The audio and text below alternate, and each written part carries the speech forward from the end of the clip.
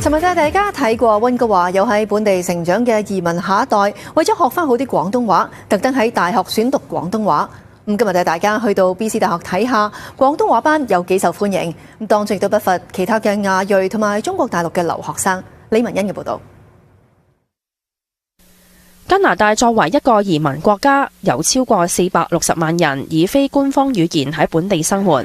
近年講廣東話嘅人越嚟越多。根據2021年嘅人口普查數據顯示，廣東話係全國第3多人講嘅語言，僅次於普通話同印度旁遮普語。有中國留學生話，發現有好多識講廣東話嘅人都識得講普通話，但相反，講普通話嘅人就唔太識得講廣東話，所以覺得自己喺溫哥華生活需要學多一種語言傍身。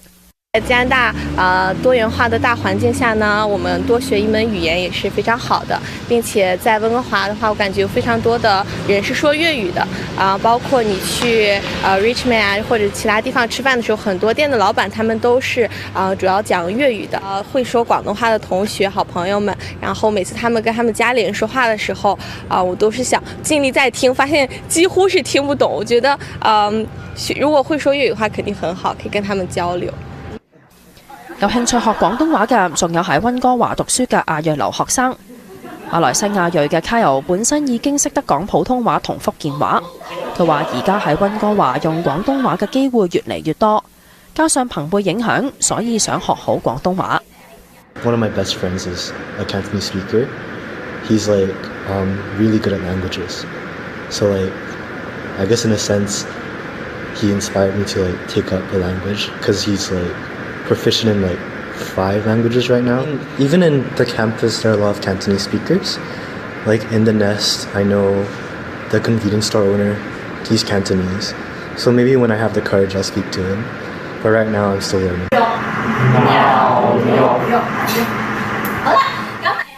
BC 大學喺2015年開辦廣東話課程，為有興趣學廣東話嘅學生提供正規課程。8年嚟學生不斷增長。負責教授廣東話班嘅林慧文博士認為，越嚟越多學生學廣東話係為咗應付日常生活同升學需求。當時咧只有1位老師嘅啫，咁嗰陣時全個學年咧有67個同學讀咗我哋嘅班，咁好多年之後我哋而家發展到咧係有550幾個學生咯，每一個學年，咁而我哋係有2位全職嘅老師同埋1位兼職嘅老師咯。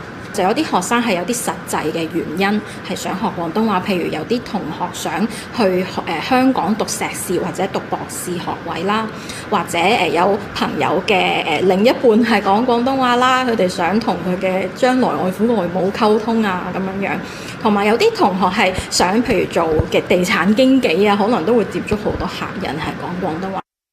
咁如果係 10 mangoes 咧，10個。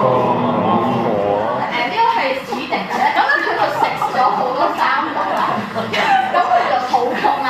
BC 大學目前提供嘅廣東話課程，學生主要分為2類，一類係以普通話為母語嘅留學生，另一類就係加拿大華裔本地學生，佢哋廣東話識聽唔識講，或者係識講但就唔識寫中文字。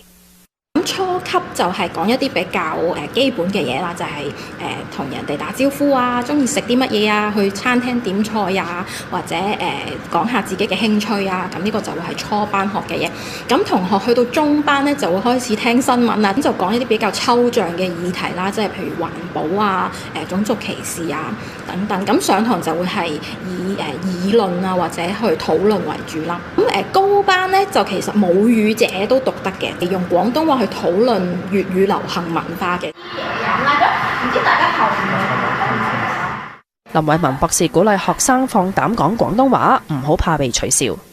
因為有好多土生呢，佢哋細個嘅時候，可能佢香港嘅表哥表弟取笑佢哋嘅口音啊，或者佢哋嘅阿姨話：哇，你啲廣東話咁差㗎，你啲竹聲啊，唔識中文啊，咁可能佢哋細個呢就覺得好挫敗啦。咁所以我覺得喺個大學呢個環境，我係想提供一個安全嘅空間俾佢哋練習，而我係會確保冇人會取笑佢哋咯。Omni News 記者李文欣報道。